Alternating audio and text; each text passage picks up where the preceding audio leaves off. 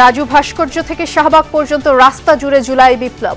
নাটকে তুলে ধরা হলো ছাত্র জনতার আত্মত্যাগ, বৈষম্য দূর করার প্রত্যয়। চাওয়া পাওয়ার জটিল সমীকরণে অন্তর্বর্তী সরকারের ১০০ দিন পার। আর্থিক খাতে উন্নতি হলেও দ্রব্যমূল্যের মতো জন আকাঙ্ক্ষায় গুরুত্ব দেওয়ার পরামর্শ। বাজারটা আসলে যে পরিস্থিতি চলতেছে, চলাফেরাটা খুব কঠিন হয়ে দাঁড়াচ্ছে। এখনই চাপ দিলে তো হবে না, একটা প্রসেস বাই প্রসেস অনেক কিছু আছে। তারা ভালোভাবে ফুলফিল করতে পারছে না। ফুলফিল হওয়ার জন্য তো একটা সময়ের দরকার আছে। ভোটাধিকারের নিশ্চয়তা পেলে জনগণের সঙ্গে জোরালো হবে অন্তর্বর্তী সরকারের সম্পর্ক, মন্তব্য তারেক রহমানের। বললেন ৩ মাসে সরকারের সাফল্য মূল্যায়ন অমূলক নয়। জনগণের যে আকাঙ্ক্ষা সেটার প্রতি ভ্রুক্ষেপ করতে বোধহয় চাইছে না, বরং তারা যেটা ভালো মনে করছে সেটাই তারা হয়তো চাপিয়ে দিতে চাইছে। তত্ত্বাবধায়ক সরকার ফেরানোর পরামর্শ সংবিধান এবং নির্বাচন বিশ্লেষকদের। সংকট মোচনে প্রয়োজন গণতন্ত্র ও ভোটাধিকার। আগামীর বাংলাদেশ হবে ন্যায় বিচার, মানবাধিকার ও বাক স্বাধীনতার। বে অফ বেঙ্গল কনভারসেশনে প্রধান উপদেষ্টা, রাষ্ট্র সংস্কারই মূল চ্যালেঞ্জ।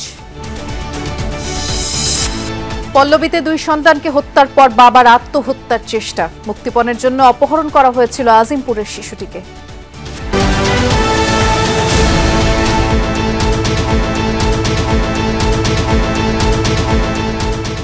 শুভেচ্ছা, সন্ধ্যার বাংলাদেশে আমন্ত্রণ জানাচ্ছি। নুসরাত বৃষ্টির সাথে আছি। শিরোনামগুলো শুনছিলেন। জুলাই বিপ্লব, ছাত্র জনতার দুর্বার আন্দোলন, গণ অভ্যুত্থানে স্বৈরাচারের পতন। সেই স্মৃতি যেন রাজপথের মঞ্চে আবারও ধরা দিল। ঢাকা বিশ্ববিদ্যালয়ের রাজু ভাস্কর্য থেকে শাহবাগ পর্যন্ত পরিবেশিত হয় লাল মজলুম। অভিনয়ের মাধ্যমে বৈষম্য বিরোধী ছাত্র আন্দোলনের নানা ধাপ ফুটিয়ে তোলেন শিল্পীরা। আবহমান বাংলা, অসাম্প্রদায়িক ভাবধারা ফুটে ওঠে শিল্পীদের কণ্ঠে।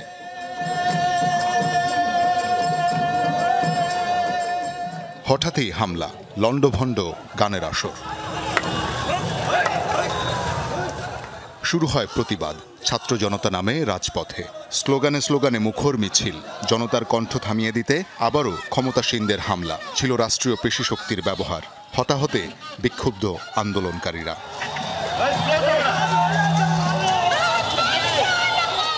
যতই আঘাত আসুক, এই প্রজন্ম ভয় পায় না। তাই তো বহুগুণ সাহস আর সুতীব্র একাগ্রতায় আবারও রাজপথে স্লোগান।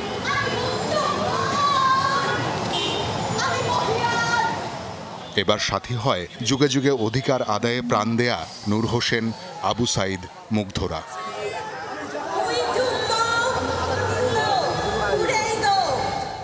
বাধা, আঘাত, আক্রমণ, নির্যাতন সহ্য করে এগিয়ে চলে মিছিল। একে একে আয়নাঘরের মতো সকল প্রাচীর ভেঙে ফেলে ছাত্র জনতার জয়যাত্রা। ক্ষমতাসীনরা শুরু করে সর্বোচ্চ নির্যাতন। মেতে ওঠে রক্তের নেশায়। চূড়ান্ত সেই আন্দোলনে মৃত্যুকে আলিঙ্গন করে শত শত মানুষ। রঞ্জিত হয় রাজপথ। রক্তমাখা শরীরে আন্দোলন হয় আরও দুর্বার। সব ভেঙে চুরমার করে জনতার ঢল এগিয়ে চলে সংসদ অভিমুখে। বৈষম্যহীন সমাজের প্রতিনিধি হয়ে কথা বলেন পাহাড়, সমতল, রিকশা চালকদের মতো মানুষরা। আমরা ঝিমিয়ে পড়ছি না, গর্জে উঠবো আমরা। পৃথিবীতে আমার মনে হয় যে পায়ে চালানো রিকশাটা এখন এটা আর রাস্তায় না থাকাই উচিত। এটা শুধুমাত্র একটা পথনাটক না, এটা রাজপথ গণপরিবেশনা। এই পথনাটকটির মধ্য দিয়ে আসলে আমরা জুলাই বিপ্লবের স্মৃতিকে তুলে এনেছি। পাহাড় কখনো আলাদা না, পাহাড় চিড়িয়াখানা না, যেখানে পাহাড়িদের পাহারা দেওয়ার জন্য সেনাবাহিনী রাখা লাগবে, অস্ত্র রাখা লাগবে, পাহাড় চিড়িয়াখানা না। এজন্য রাজপথে আবারও জুলাই বিপ্লব। ডক্টর শাহমান মৈশানের ভাবনা, পরিকল্পনা ও নির্দেশনায় উন্মুক্ত রাজপথ গণপরিবেশনা লাল মজলুম যেন অভ্যুত্থানের সেই স্মৃতিকে দিয়েছে বাস্তব রূপ। আমরা অনেক সময় ভয়ে ছিলাম, নীরব ছিলাম। আজকে আমাদের জবান খুলে গেছে। এই জবান যেন খোলা থাকে। যদি আবার বন্ধ হয় তাহলে আবার যেন এইভাবে জেগে উঠি আমরা সবাই। ছাত্র জনতার এই জয়যাত্রা এসে থামে শাহবাগে। নতুনের প্রত্যয় ব্যক্ত হয় সবার কণ্ঠে। শওকত মঞ্জু শান্ত, যমুনা নিউজ, ঢাকা। দেখতে দেখতে ১০০ দিন পার করল অন্তর্বর্তী সরকার। এ সময় অর্থনৈতিক সংস্কারে নেওয়া হয়েছে নানামুখী উদ্যোগ। ব্যাংক, মুদ্রাবাজার সহ কয়েকটি ক্ষেত্রেই উন্নতি হচ্ছে ধীর গতিতে। তবে দ্রব্যমূল্যের উত্তাপে হাঁসফাঁস অবস্থায় সাধারণ মানুষ। বলা যায় চাও পাওয়ার জটিল সমীকরণেই অতিবাহিত হয়েছে এই 100 দিন।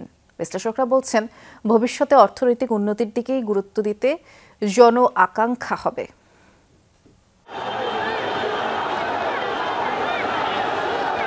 ছাত্র জনতার আন্দোলনে গদি ছেড়ে চলে যায় শেখ হাসিনার সরকার, তৈরি হয় আকাশসমান প্রত্যাশা। আমি আইন অনুযায়ী 8 আগস্ট শপথ নেয় ডক্টর মোহাম্মদ ইউনূসের অন্তর্বর্তীকালীন সরকার। ডক্টর সালেউদ্দিন আহমেদের মতো প্রবীণের সঙ্গে জায়গা দেওয়া হয় নাহিদ আসিফের মতো 2 তরুণকে। যাত্রা শুরুতেই এ দাবি ও দাবিতে রাজপথ দখল করে চলতে থাকে আন্দোলন, বিক্ষোভ, এমনকি জনপ্রশাসনের কেন্দ্র সচিবালয়ের ভেতরেও ঘটনা ঘটে পদায়ন নিয়ে। এসবের মাঝে বৃহত্তর নোয়াখালী, কুমিল্লায় বন্যায় ক্ষয়ক্ষতি হয় ব্যাপক। কয়েকদিন পর উত্তরের প্লাবনও ভুগিয়েছে স্থানীয়দের।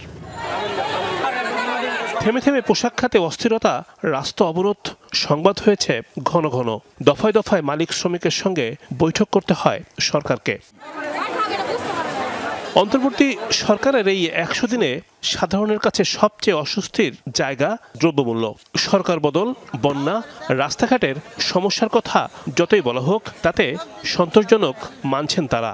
চালসহ কয়েকটি পণ্যে শুল্ক প্রত্যাহার, ডিম আমদানির সিদ্ধান্ত, খোলা বাজারে পণ্য বিক্রির কর্মকাণ্ডেও কমেনি দামের উত্তাপ। বাজারটা আসলে যে পরিস্থিতি চলতেছে, পরিস্থিতিতে সাধারণ মানুষের যে চলাফেরাটা খুব কঠিন হয়ে দাঁড়াচ্ছে। সব কিছুই সাপ্লাই ঠিক আছে, কিন্তু এখানে দামটা বেশি। এটার কি কারণ এটা এখানে বলতে পারছেন না।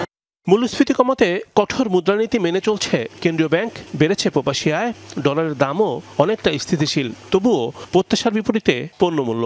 এখনই চাপ দিলে তো হবে না, একটা প্রসেস বাই প্রসেস অনেক কিছু আছে। সরকার কেবল বসেছে, আরও সামনে আসবে, দিন আসবে। বেশিরভাগই মত দিচ্ছে যে তারা ভালোভাবে ফুলফিল করতে পারছে না। ফুলফিল হওয়ার জন্য তো একটা সময়ের দরকার আছে। বিশ্লেষকরা বলছেন ব্যাংক ব্যবস্থার দৃশ্যমান উন্নতি দেখা যাচ্ছে, তবুও 5 থেকে 6টি ব্যাংকের গ্রাহক তুলতে পারছে না কাঙ্ক্ষিত অর্থ। ব্যাংক রিলেটেড এই আর্থিক খাত রিলেটেড সংস্কারটা কিন্তু বেশ চোখে পড়ার মতো। অনেকগুলো ব্যাংকের পরিচালনা পর্ষদ ভেঙে দেওয়া হয়েছে, সেগুলোকে আবার ঢেলে সাজানোর কথা চিন্তা করা হচ্ছে। হোল সাপ্লাই চেইনটা যাতে ভালো করে মনিটর করা হয়, এবং সেখানে এই যে ইন্টারমিডিয়েট যে গ্রুপটা আছে সেটার সংখ্যা কিন্তু এই যে বারবার হাত বদল হওয়া, এটাকে আসলে কমাতে হবে। দেশের অর্থনীতি খাদের কিনারায় রেখে বিদায় নেয় আওয়ামী লীগ সরকার। মূলত উত্তরণে দায়িত্ব বর্তেছে উপদেষ্টা পরিষদের উপর। পাচার করা অর্থ ফিরিয়ে আনতে উদ্যোগ নিয়েছে বাংলাদেশ ব্যাংক। ব্যাংক খাত সংস্কারে গঠন করা হয়েছে 4টি টাস্কফোর্স।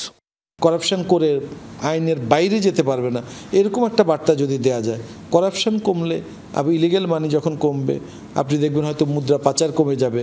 সেটা যদি কমে যায়, হুন্ডি কমে যাবে। আগামী মাসের শুরুতে প্রকাশ করা হবে অর্থনৈতিক শ্বেতপত্র। এছাড়া অন্যান্য সংস্কার কমিশনগুলো এগিয়ে নিচ্ছে তাদের কাজ।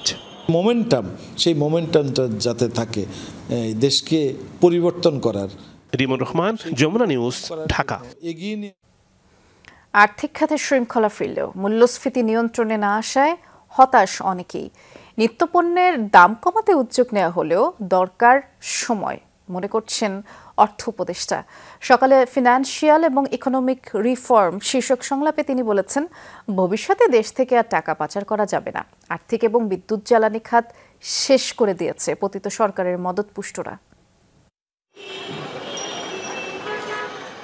আর্থিক এবং বিদ্যুৎ জ্বালানি খাতের উপর ভর করেই একটি দেশ সামনের দিকে এগিয়ে যায়, কিন্তু বিগত সরকারের তৈরি করা অলিগার্ক ব্যবসায়ীরা এ দুটি খাতকেই ধ্বংস করে দিয়েছে। এরাই লুটপাট করেছে ব্যাংক, পুঁজিবাজার এবং বিদ্যুৎ খাত।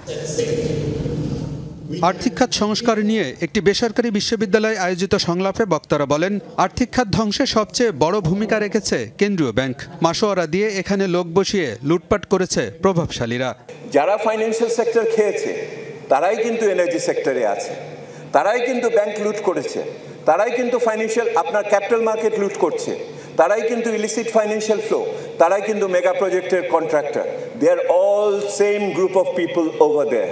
দেশ গড়ার ধারাবাহিকতাকে ধরে রাখতে হলে আমাদের ফাইন্যান্সিয়াল রিফর্ম অবশ্যই করতে হবে। রিফর্ম ছাড়া আমাদের আসলে সামনে আগানোর কোনো ওয়ে নাই। উন্নয়ন এবং প্রবৃদ্ধি নিয়েও বিগত সরকার মিথ্যা তথ্য দিয়েছে বলেও অভিযোগ করেন ডক্টর দেবপ্রিয় ভট্টাচার্য। রাষ্ট্রের মেরামত ছাড়া সংস্কারে কাজ হবে না বলেও মনে করেন তিনি। অনুষ্ঠানে অর্থ উপদেষ্টা বলেন, বর্তমান সরকারের প্রচেষ্টায় আর্থিক খাতে কিছুটা হলেও শৃঙ্খলা ফিরেছে। মূল্যস্ফীতি নিয়ন্ত্রণের উদ্যোগ নিয়েও কথা বলেন তিনি। আমি অনেক সময় একটা ফ্রাস্ট্রেশন এসে করি, মূল্যস্ফীতি কমছে না কেন? ট্যাক্স কমে দিয়ে পেঁয়াজের উপর 0 ট্যাক্স, আলুর উপর 0 ট্যাক্স, সুগারের উপর ট্যাক্স।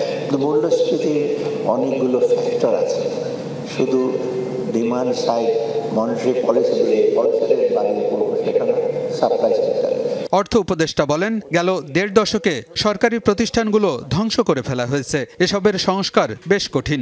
অর্থনৈতিক স্থিতিশীলতা ছাড়া বিদেশি বিনিয়োগ আসবে না বলেও মনে করেন তিনি। পাচার করা অর্থ ফিরিয়ে আনার বিষয়েও কথা বলেন অর্থ উপদেষ্টা। টাকা পয়সা যখন পাচার করে তখন হুট করে পাঠানো লেয়ারিং করে, এদিক থেকে এদিকে যায়, এদিক থেকে এদিকে যায়। অতএব এগুলো খুব কমপ্লিটলি সময় লেগেছে আমাদের, যদি সময় লাগবে তাও আমরা একটা মেসেজ দিয়েছি, ভবিষ্যতে যদি টাকা পয়সার কথা পাচার করা যাবে না, ধরা পড়বে। তখন ধরা পড়ে নাই তাহলে বিচার আনা হবে। এবং একটা মেসেজে ভবিষ্যতে যেন যে কোনো সরকারি প্রাইভেট সেক্টর হোক, পাবলিক সেক্টর হোক, টাকা পয়সা পাচার করতে পারবে না। আগামীতে রাজস্বের ক্ষেত্রে নীতি নির্ধারণ এবং আদায় আলাদা করে ফেলা হবে বলেও জানান অর্থ উপদেষ্টা। আলমগীর হোসেন, যমুনা নিউজ, ঢাকা। অন্তর্বর্তী সরকার কিছু বিষয়ে নিজেদের মতো জনগণের উপর চাপিয়ে দিতে চাইছে বলে মন্তব্য করেছেন বিএনপির ভারপ্রাপ্ত চেয়ারম্যান তারেক রহমান। বিকেলে রাজধানীর ইঞ্জিনিয়ার্স ইনস্টিটিউশনে জাতীয়তাবাদী টেক্সটাইল অ্যাসোসিয়েশন অব বাংলাদেশ জেটেবের সম্মেলনে এই কথা তিনি বলেছেন। ভোটাধিকার নিশ্চিত হলেই জনগণের সাথে এই সরকারের সম্পর্ক জোরালো হবে। সংস্কার শেষ করে নির্বাচন আয়োজন করতে সরকারকে আহ্বান জানান বিএনপি মহাসচিব। জেটেবের সম্মেলনের দ্বিতীয় পর্বের আলোচনা সভা অংশ নেন বিএনপির শীর্ষ নেতা ও পেশাজীবী সংগঠনের নেতারা। তারা বলেন, স্বৈরাচার উৎখাতের আন্দোলনে টেক্সটাইল খাতের অবদানও অনেক। নেতাদের অভিযোগ, দেশকে বাস্তবিক অর্থেই ধ্বংস করে দিয়েছে বিগত আওয়ামী লীগ সরকার। বাংলাদেশটা আক্ষরিক অর্থে না, একেবারে বাস্তবোচিতভাবে ধ্বংস করেছে মুজিব কন্যা শেখ হাসিনা। 70 থেকে 80 লক্ষ মানুষের এমপ্লয়মেন্ট এই সেক্টরে শৃঙ্খলা ফিরিয়ে আনার জন্য আমাদেরকে আপনাদেরকে একত্রিতভাবে কাজ করতে হবে। একদিকে অর্থনীতির উন্নয়ন, অন্যদিকে এদেশের গণতন্ত্রায়ন, উভয় ক্ষেত্রে অতীতে আপনারা যেভাবে সংগ্রাম করেছেন ভবিষ্যতেও ঠিক একইভাবে বাংলাদেশকে বিশ্বের বুকে একটি সম্মানিত জাতি হিসেবে পুনঃপ্রতিষ্ঠা করবেন। আলোচনায় বিএনপি মহাসচিব বলেন, বর্তমান সময়টা অনেক বেশি চ্যালেঞ্জিং। সবাইকে ঐক্যবদ্ধভাবে চ্যালেঞ্জ মোকাবেলা করতে হবে। সরকারকে উদ্দেশ্য করে তিনি বলেন, সময় যত বেশি যাবে সমস্যা ততই বাড়বে। নির্বাচন কেন্দ্রিক যে সমস্ত সংস্কারগুলো আছে সেই সংস্কারগুলো দ্রুত সম্পন্ন করতে হবে এবং আশা করব যে আমাদের নির্বাচন ব্যবস্থা, আমাদের প্রশাসন, নির্বাচন কেন্দ্রিক প্রশাসন, আইন শৃঙ্খলার ব্যবস্থা, বিচার ব্যবস্থা, এগুলোর সংস্কারগুলো করেই আমাদেরকে অতি দ্রুত আমাদের নির্বাচনে যাওয়াটাই হবে এই দেশের মানুষের জন্য সবচেয়ে কল্যাণ। সম্মেলনের প্রধান অতিথি বিএনপির ভারপ্রাপ্ত চেয়ারম্যান তারেক রহমানের বক্তব্যে বেশিরভাগ জুড়েই ছিল বিগত সরকারের নানামুখী অনিয়ম, দুর্নীতি আর বর্তমান সরকারের কার্যক্রম। তিনি বলেন, জনগণের ভাষা বুঝে কাজ করতে হবে অন্তর্বর্তীকালীন সরকারকে। এ সময় জুলাই আন্দোলনে আহতদের চিকিৎসা ও দ্রব্যমূল্য নিয়ন্ত্রণ নিয়ে সরকারের পদক্ষেপের সমালোচনা করেন তারেক রহমান। আহতরা সুচিকিৎসার দাবি নিয়ে দুদিন আগে আমরা দেখেছি যে যেভাবে হাসপাতাল থেকে রাজপথে বেরিয়ে এসেছে আমাদের বিবেকবান মানুষ যারা, প্রত্যেকটি সাধারণ মানুষের জন্য এটা একটা অত্যন্ত লজ্জাকর দৃশ্য। অন্তর্বর্তীকালীন সরকারের কিছু কিছু সিদ্ধান্ত মনে হয় তারা জনগণের যে আকাঙ্ক্ষা সেটার প্রতি ভ্রুক্ষেপ করতে বোধহয় চাইছেন না, বরং তারা যেটা ভালো মনে করছে সেটাই তারা হয়তো চাপিয়ে দিতে চাইছে। নির্বাচন প্রসঙ্গে তারেক রহমান বলেন, মানুষের ভোটের অধিকার নিশ্চিত করাই বর্তমান সরকারের অন্যতম কাজ। সরকার ও জনগণের সম্পর্কের মাত্রাটাও ঠিক হবে অধিকার নিশ্চিতের মধ্য দিয়েই। রাজনৈতিক ক্ষমতায়ন যেটার প্রধান হাতিয়ার হচ্ছে কিন্তু ভোট প্রয়োগের অধিকার। জনগণ ভোট প্রয়োগের যে অধিকার প্রয়োগ করার সুযোগ যদি না পায় জনগণ, রাষ্ট্রের সঙ্গে কিন্তু নাগরিকদের যে একটা সম্পর্ক, অংশীদারিত্ব, সেই সম্পর্কটা কিন্তু সৃষ্টি হয় না। জনগণ আশা করছে যে ইনশাআল্লাহ জনগণ একটা নিরপেক্ষ স্বচ্ছ পরিবেশে নির্ভয় জনগণ ভোট দিতে সক্ষম হবে। দেশকে এগিয়ে নিতে সবাইকে ঐক্যবদ্ধভাবে কাজ করার আহ্বান জানান তারেক রহমান। সভাপতির দায়িত্ব দিয়েছেন উনি হইলেন ইঞ্জিনিয়ার মোহাম্মদ ফখরুল আলম। রিয়াজ রায়হান, যমুনা নিউজ, ঢাকা। গণতন্ত্র এবং ভোটাধিকার থাকলে সংবিধান সংকটে পড়ে না, তাই তত্ত্বাবধায়ক সরকার ব্যবস্থা আবারও ফিরিয়ে আনার প্রস্তাব দিয়েছেন সংবিধান নির্বাচন বিশেষজ্ঞ আইনজ্ঞরা। জাতীয় প্রেস ক্লাবে সংবিধানের খসড়া প্রস্তাবনা নিয়ে আলোচনায় তারা সংবিধান পরিবর্তনের ক্ষেত্রে রাজনৈতিক ঐক্যমতের উপরেই জোর দিয়েছেন। গণ অভ্যুত্থানে আওয়ামী লীগ সরকারের পতনের পর সংবিধান সংস্কারের দাবি উঠেছে। অন্তর্বর্তী সরকার গঠন করেছে সংবিধান সংস্কার কমিশন। এই প্রেক্ষাপটে সংবিধান সংস্কারে নানা প্রস্তাবনা উঠে আসে ল রিপোর্টার্স ফোরামের আলোচনায়। সংবিধানে প্রধানমন্ত্রীর ক্ষমতাটাকে ডিফাইন করা দরকার, যেন তিনি ওয়ান ম্যান শো না হন, তিনি যদি নিজেকে সর্বশক্তিমান না করেন, তিনি যদি নিজেকে অমনিপোটেন্ট না মনে করেন। দলের বিরুদ্ধে ভোট দিলাম বলে বা দল থেকে পদত্যাগ করলাম বলে আমার সংসদ সদস্য পদ বাংলাদেশে চলে যাবে, কিন্তু ব্রিটিশ পার্লামেন্টে সেটা যায় না, কারণ কনস্টিটিউয়েন্টরা তাকে পাঠিয়েছে। সে তখন স্বতন্ত্র সদস্য হিসাবে থাকতে পারে, এমনকি অন্য দলেও যোগ দিতে পারে। উচ্চকক্ষ নিম্নকক্ষ কনস্টিটিউশনে থাকবে কিনা, পার্লামেন্টারি ব্যালেন্স, যে একটা কনসেপ্ট তিনি রেজ করেছেন, আমি অপোজ করছি এটা এই জন্য, তাহলে পলিটিক্যাল পার্টির কম্পিটিটিভনেসকে উনি নষ্ট হয়ে যাবে।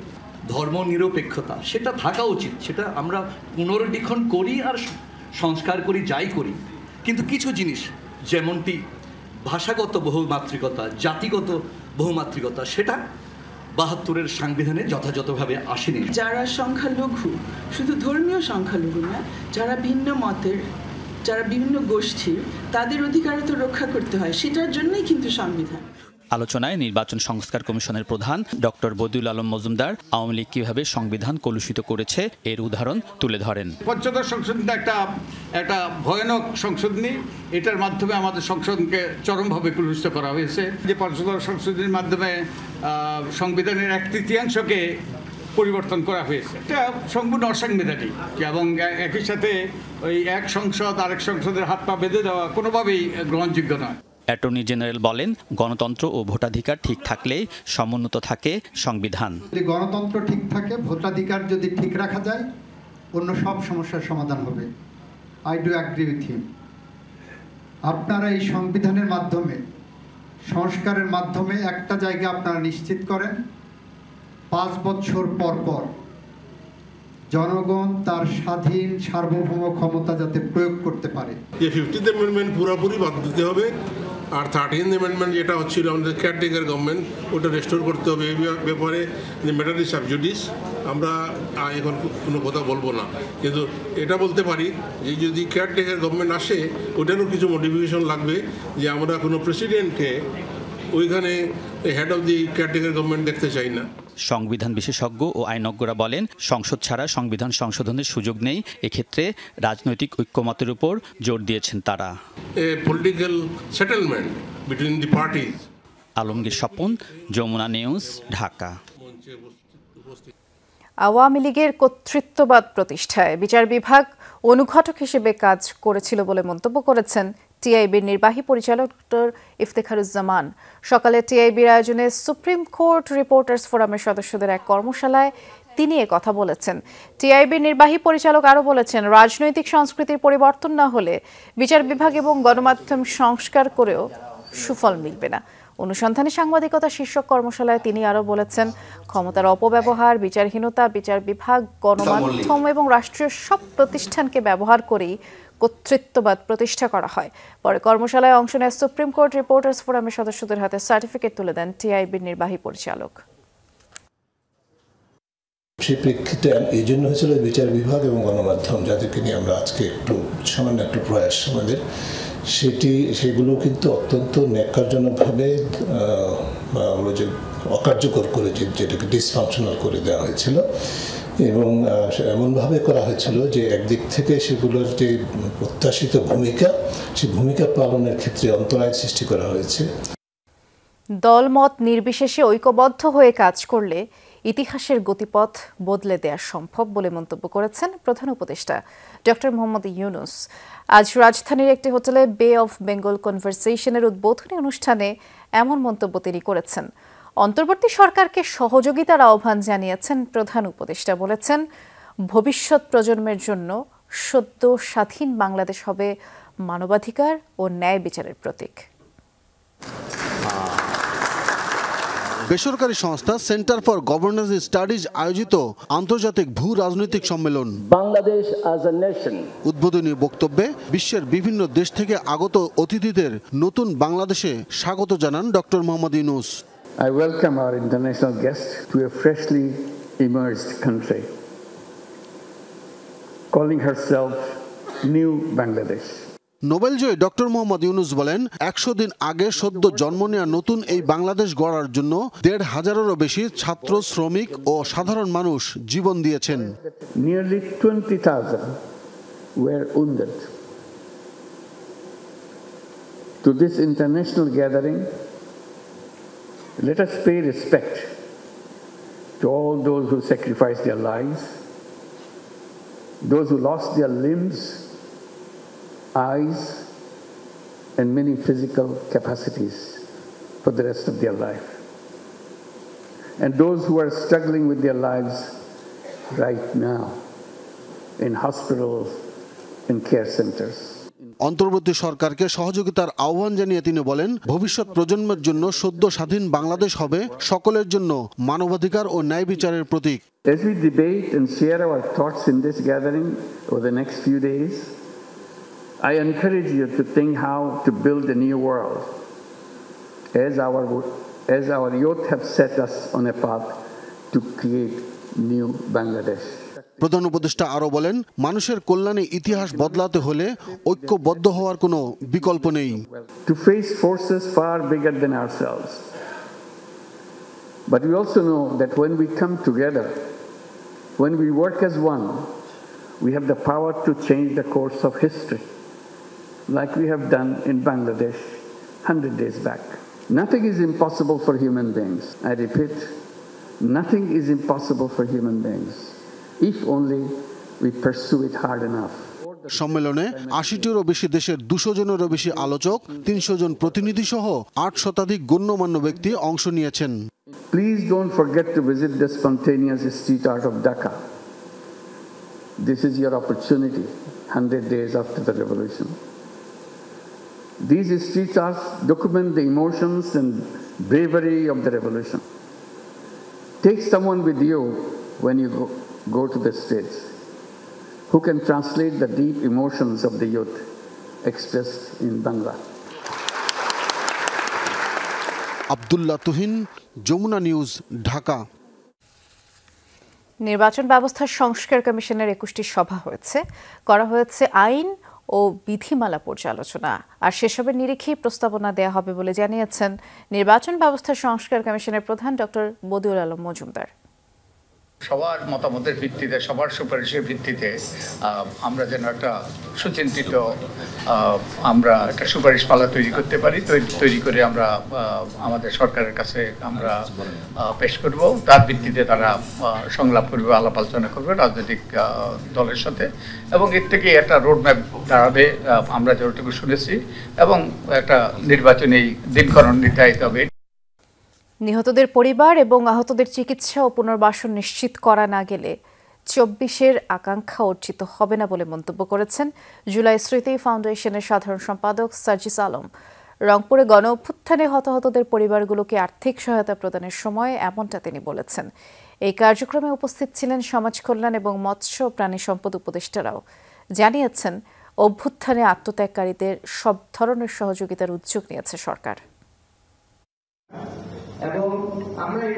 রংপুর শিল্পকলা একাডেমি গণ অভ্যুত্থানে বিভাগের হতাহত পরিবারগুলোকে আর্থিক সহায়তা বিতরণ কার্যক্রম জুলাই শহীদ স্মৃতি ফাউন্ডেশনের। এ সময় 24-এর আকাঙ্ক্ষা বাস্তবায়নে নিহতদের পরিবারের পুনর্বাসন এবং আহতদের চিকিৎসা নিশ্চিতের তাগিদ দেয়া হয়। সবাই এই জুলাইকে ভুলে গেল, এই শহীদ পরিবাররা এবং আহতরা কখনো নিজেদের জীবনে এই জুলাইকে ভুলতে পারবে না। এবং আমরা এটা খুব ভালোভাবে জানি, শহীদদের পরিবারকে সম্পূর্ণভাবে পুনর্বাসন করা কখনোই সম্ভব না, কিন্তু আমরা যতটুকু পারি ততটুকু তাদের পাশে থাকতে চাই।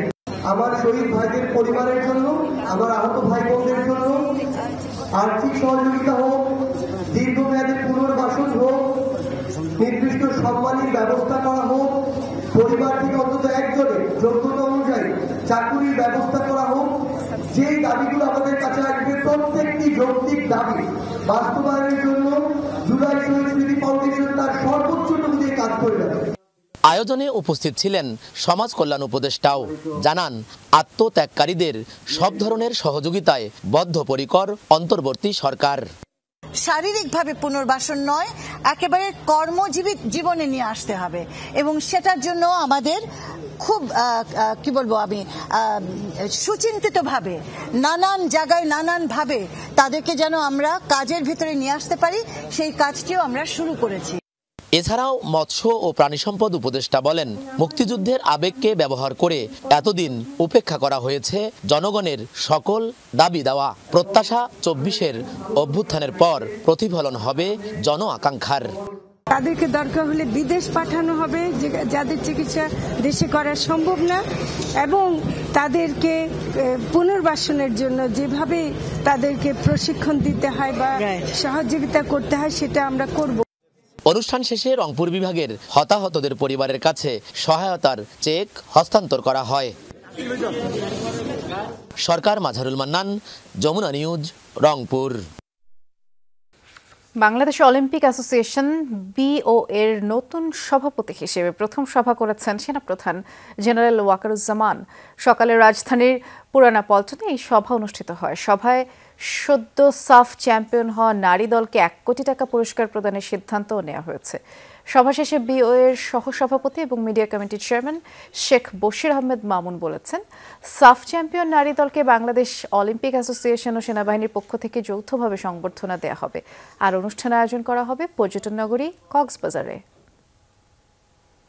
রাজধানীর পল্লবীতে 7 ও 4 বছরের সন্তানকে গলা কেটে হত্যার পর আত্মহত্যার চেষ্টা করেছেন এক বাবা।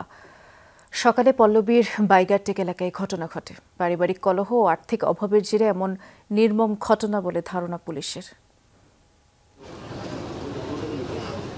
রাজধানীর পল্লবীর বাইগারটেক এলাকার এই টিনশেড বাসায় 2 সন্তান স্ত্রী নিয়ে ভাড়া থাকতেন পেশায় সিকিউরিটি গার্ড আহাদ। প্রতিদিনের মতো ডিউটি শেষে শনিবার ভোরে বাসায় ফেরেন তিনি, আর আহাদের স্ত্রী রোজিনা বাসাবাড়ির কাজে বের হন।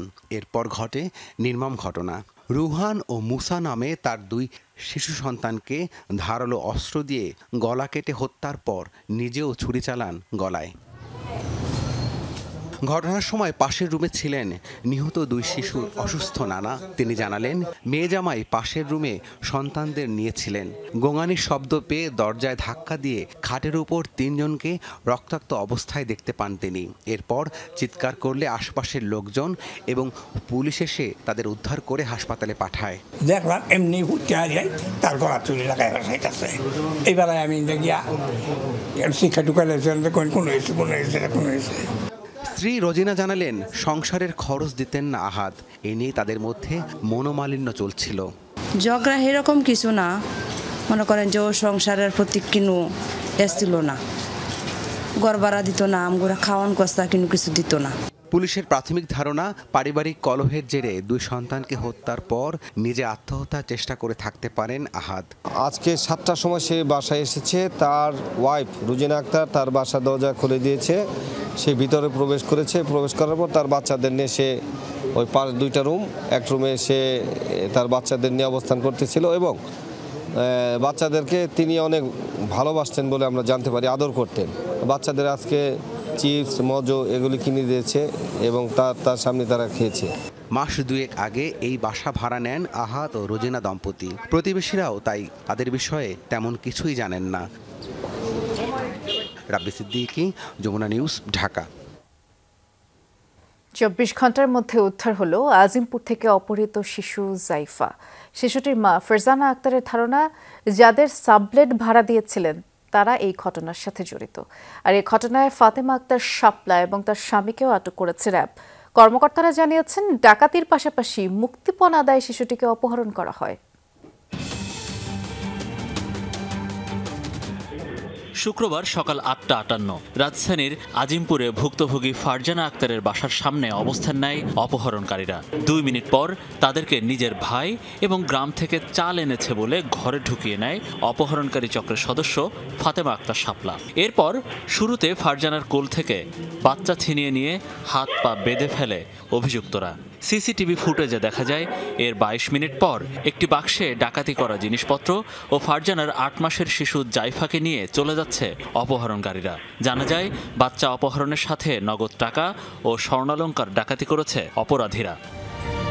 অপহরণের 24 ঘন্টার মধ্যে দুধের শিশু জাইফাকে উদ্ধার করেছে র্যাব। কর্মকর্তারা জানান, অপহরণ করে মালামাল নিয়ে চলে যায় পুরুষ 3 জন।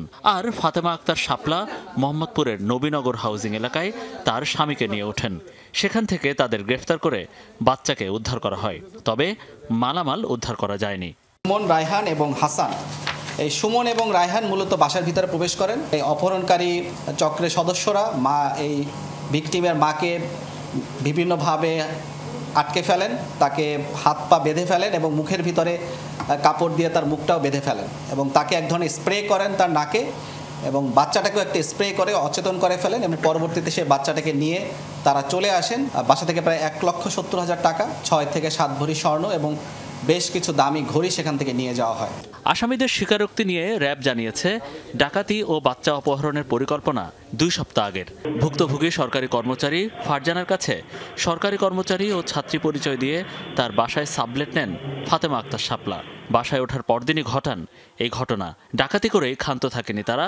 মুক্তিপণের আশায় তারা তুলে নেয় 8 মাসের শিশুকে। অপহরণ করে তার কাছ থেকে মুক্তিপণ হিসেবে টাকা আদায় করে তাদের উদ্দেশ্য ছিল। বিভিন্ন ধরনের পরিকল্পনা তারা প্রায় 2 সপ্তাহ আগে থেকেই শুরু করেছিলেন এবং 1 সপ্তাহ আগে থেকেই তারা তাদের বাসায় একবার যান, গিয়ে তার বাসায় সাবলেট থাকবেন, তার বাসায় রুম ভাড়া নেবেন এবং তিনি অসহায়, তিনি একটা আর্থিক সংকটে আছেন, তিনি পরিবার থেকে একটু দায়গ্রস্ত অবস্থা আছে, এইসব কথা বলে তিনি মূলত একটি সম্পর্ক তৈরি করে তার বাসায় ওঠার চেষ্টা করেন। বাচ্চাটিকে উদ্ধার করে তার পরিবারের কাছে হস্তান্তর করেছে র্যাব।